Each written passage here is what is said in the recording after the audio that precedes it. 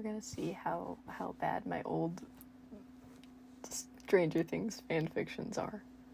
So this one is called, well, so what it actually is, it's turning headcanons into fan fictions. This one's Steve. Okay, I'm gonna be so honest. They're all Steve and Eddie fan fiction because I had a problem. Still do have a problem, but I don't write it about it at least.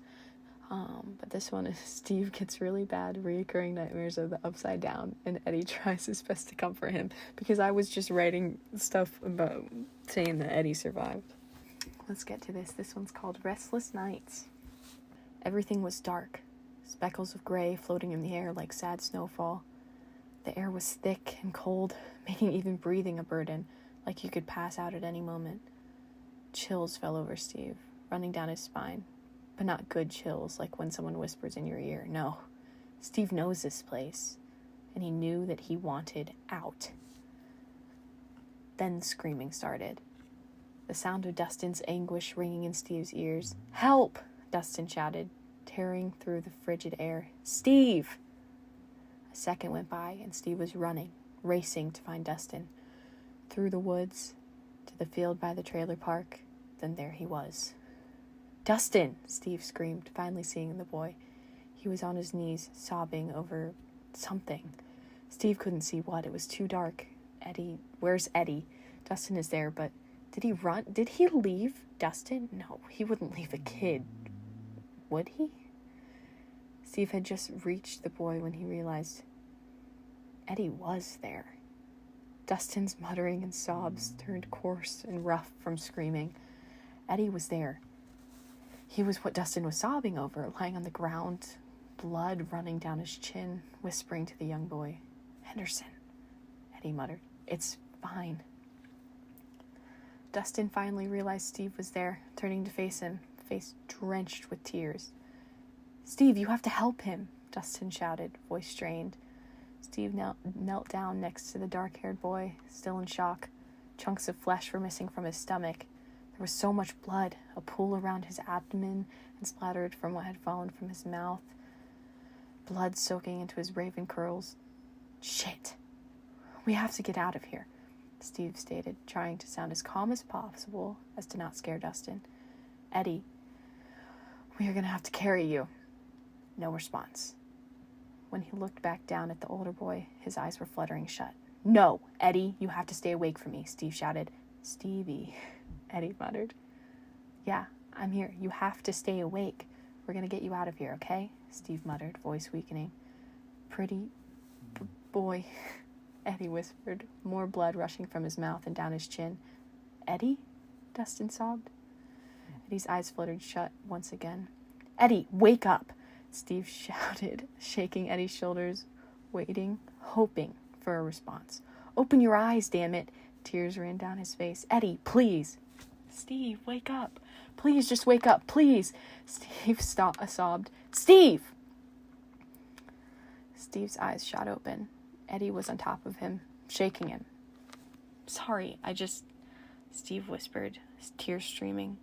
Eddie brought his hands up to the boy's face and ran his thumbs over his cheek, wiping his tears. "Same one?" Eddie whispered, so soft, like if he spoke too loud the boy below him would shatter into a trillion pieces. Steve nodded, because he knew if he opened his mouth the only thing that would escape was sobs. Eddie planted kisses on Steve's flushed cheeks, tasting the salty tears that had fallen. "I'm here, baby. You saved me." Eddie reassured Steve. "I'm safe with you. We're safe." Steve took a deep breath and managed to muster, I know, I can't stop them." The nightmares, of course, is what Steve meant. They had already stopped the monster and saved Hawkins for good. At least he hoped so. But no matter what Steve did, he couldn't make the nightmares go away. It seemed like every night Steve would be taken back to one of the scariest moments of his life, having to watch his love die over and over again. It started to make him think, what if they're trying to warn him? What if it's a sign? Steve huffed. What if he's still out there somewhere? What if... Vecna is dead, Steve. Eddie interrupted. "He isn't coming back. I promise you." "Then why won't they stop? It's been months," Steve questioned. "I just want to sleep." "It's going to take time," Eddie hummed. rubbing circles on Steve's hips. We have had the same conversation at least 20 times, and they've yet to stop, Steve said, regaining his snarkiness. Sassy Stevie, and he laughed. Steve pulled Eddie down for a kiss, and Eddie stayed, laying his head on Steve's chest and sliding off of his lap back to his spot on the bed. I'm sorry I woke you up, Steve apologized. What time is it even? Steve looked over at the alarm clock on his bedside table. It read 3:14 a.m. in bright red letters. Steve had to get up at 5:30 for work that day. An hour and a half to get ready, 30 minutes to drive to get Robin, and 15 to get to work by 7:45 to open. He knew it was going to take at least half an hour to fall back asleep. Looks like I'm up for the day, Steve whispered, mainly to himself, but also to the world. No, don't leave me, Eddie whined into Steve's t-shirt. But Eddie cut him off with a kiss, wrapping his arms around his waist and locking his fingers together. Steve was not going anywhere. Okay, Steve accepted his fate. God, how was I blessed with such a bossy boyfriend? I'm not bossy, Eddie muttered, knowing exactly what Steve was thinking. We spent too much fucking time together, Steve laughed, honestly kind of impressed. They were this compatible. When he looked down at the boy laying on his chest, he knew it was worth it. All the sarcasm, all the bullying, Eddie was worth every drop. Stop thinking and go to sleep, Eddie whispered sternly. And you're not bossy? Steve replied. Sorry for thinking about how cute my boyfriend is. Go to sleep, Stephen, Eddie ordered. Yes, ma'am, Steve rebutted, earning a jab in the side. He stared at the ceiling for what felt like hours, but when he looked at the clock, it read 3:21 a.m. It's too fucking quiet. And like the fucking psychic he is, Eddie started humming softly, a sweet low hum, just what Steve needed to relax. Steve's eyelids started feeling heavy after a few moments, and he let himself fall asleep. Eddie knew what he needed. He felt the boy relax under him, and his breathing slow into a low, deep breath. Good night, big boy, Eddie whispered into Steve's neck. He felt himself get hit with a wave of tired and let the feeling take over. Sweet dreams. This one is, I did a lot of research for this one. Eddie developed POTS, which is postular orthostatic tachycardia syndrome. It's just so he developed that from the trauma to his brain, and Steve won't leave his side, catching him when he has fainting spells or gets lightheaded. But it's really cute, okay? It's called Heart to Heart.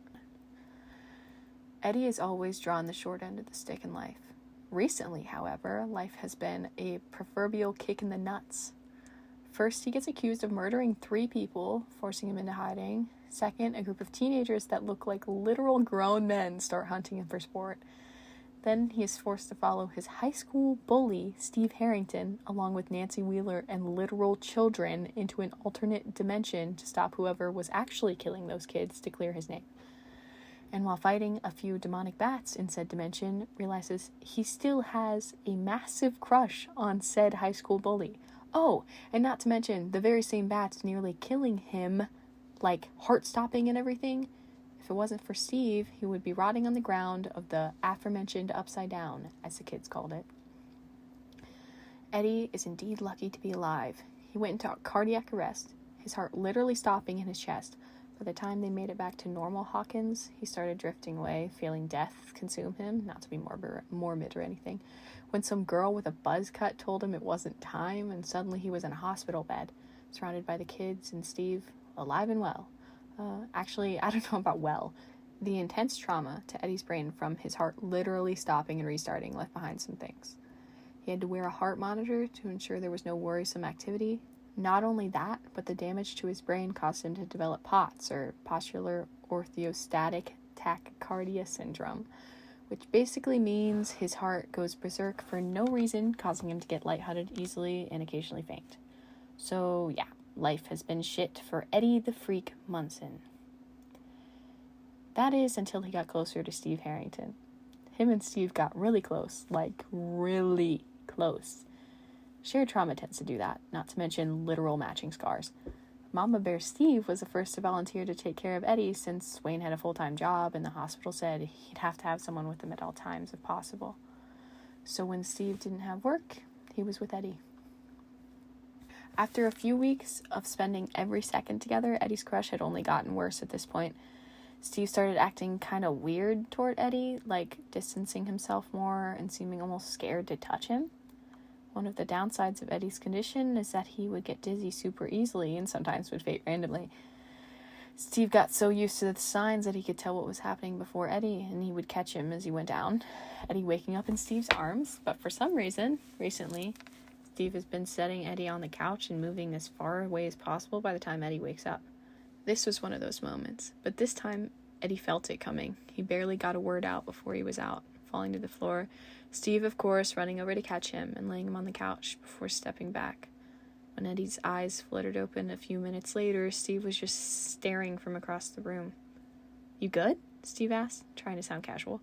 "Yeah, I'm fine." Eddie blinked a few times, readjusting to the light. "You know I'm not contagious, right?" "What do you mean?" Steve questioned, brows furrowing. "You are literally as far as you could possibly be from me without leaving the room." Eddie scuffed. "Do I smell bad or something?" Steve laughed at the question. "No." "Then what is it?" Eddie asked, sitting up. "You're killing me, Harrington." The silence was so loud you could hear the gears turning in Steve's head, trying to put the words together.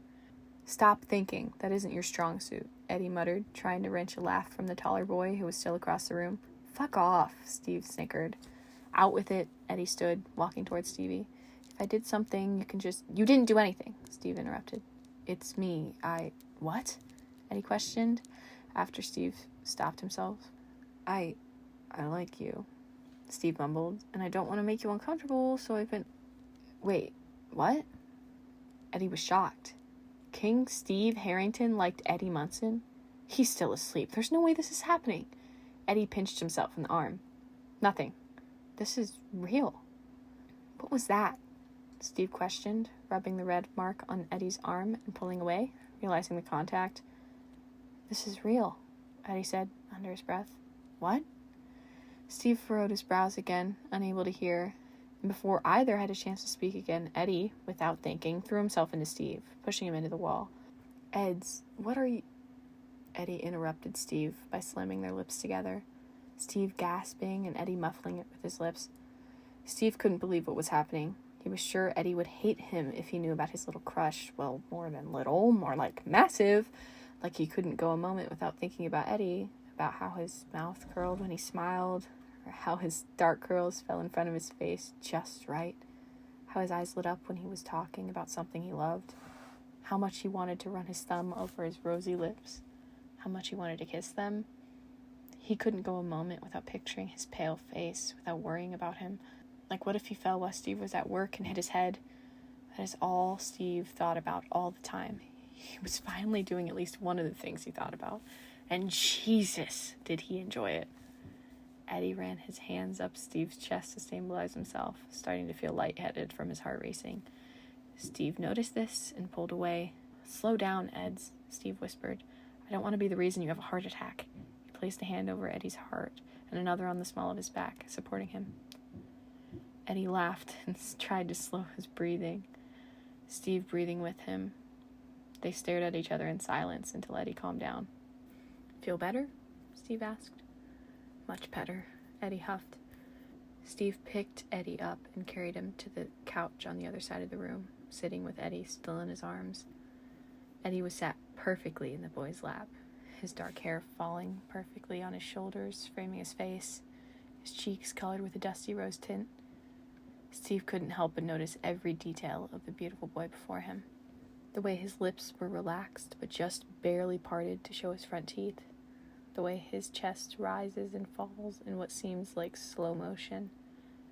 The way his dark eyes moved up and down Steve's figure, surveying him. God! It left a pit in Steve's stomach. A good pit.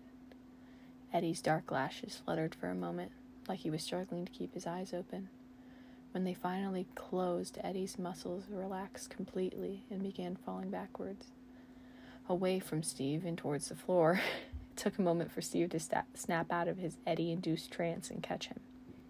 "Jesus, close one," Steve muttered to himself, pulling Eddie towards him and laying him on his chest. They sat like this, Steve rubbing the older boy's back and the top of his head. After a few more moments, though, Eddie's eyes cracked open. "What happened?" Eddie muttered, rubbing his eyes. "Too much, too fast," Steve answered, still rubbing circles on Eddie's back. "How did you—" Eddie was interrupted by Steve. "No?" Steve added. "I could practically hear your heart in your chest, dude." Eddie looked anywhere but Steve's eyes, embarrassed by his transparency. "Oh, and your heart monitor was going crazy, so..."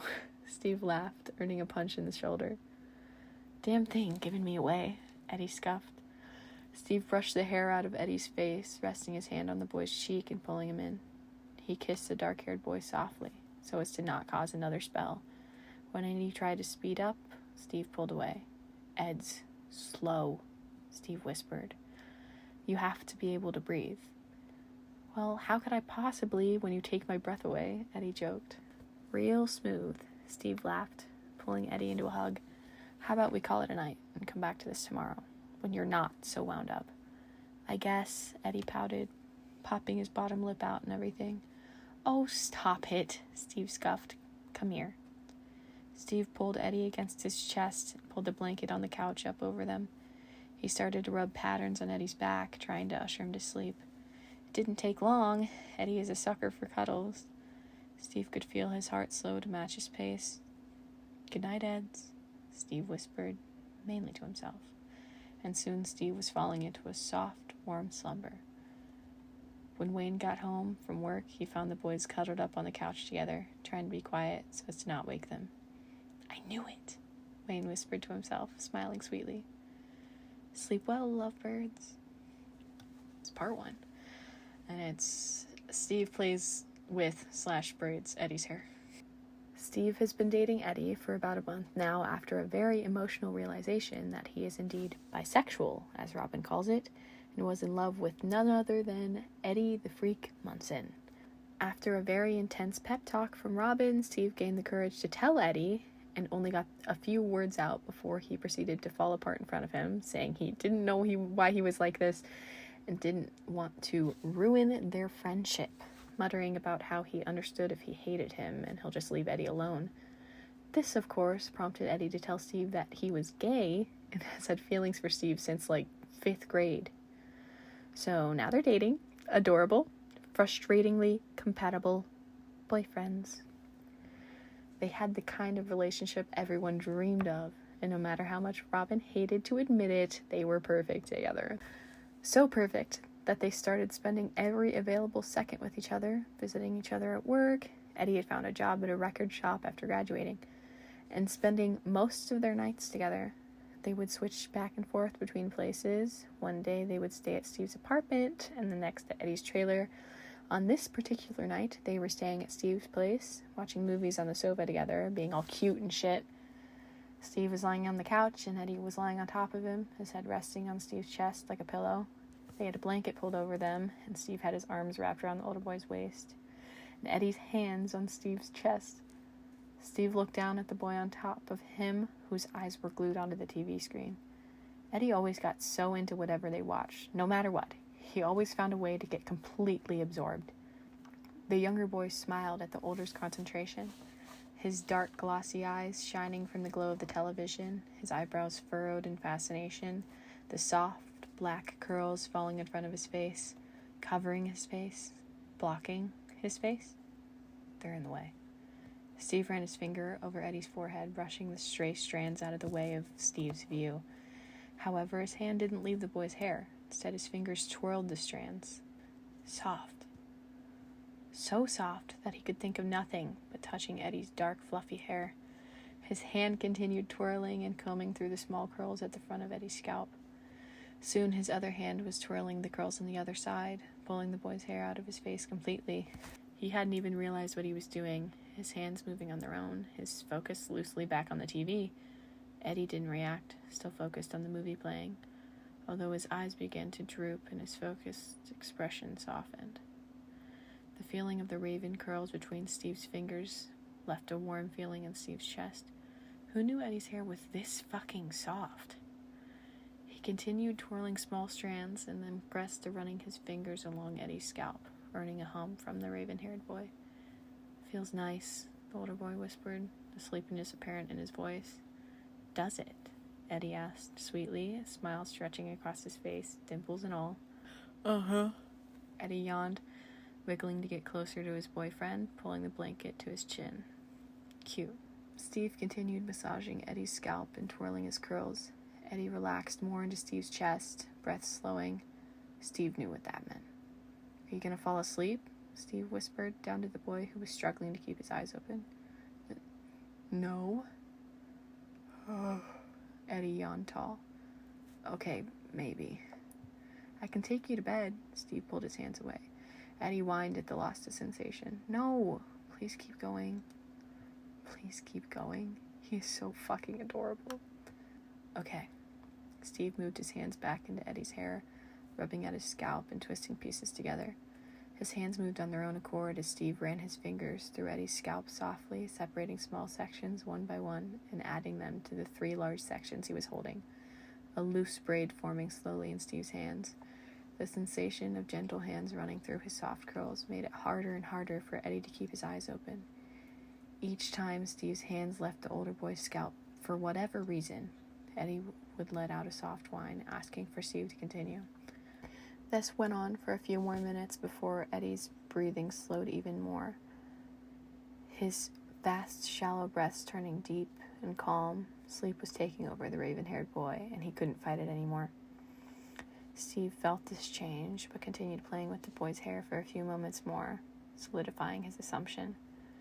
He removed his hands from Eddie's scalp and turned the television off before scooping Eddie up into his arms and carrying him to bed, blanket and all. Steve moved the covers aside before placing the smaller boy onto the bed and covering him in the blankets. Before climbing into bed with the boy, Steve made his rounds, making sure windows and doors were locked and lights were off. You know, the typical nightly routine of someone with excessive trauma and paranoia. After locking the front door for the 3rd time to make sure it was locked, Steve made his way back to the bedroom and climbed under the covers next to his sleeping boyfriend. "Good night, baby," Steve whispered, giving Ed's kiss on the forehead. He got a sleepy groan in response, which is honestly more than he expected. Steve pulled the cord to the side table lamp, plunging them into darkness. He wrapped his arms around the older boy and felt the temptation of sleep pull at his eyelids.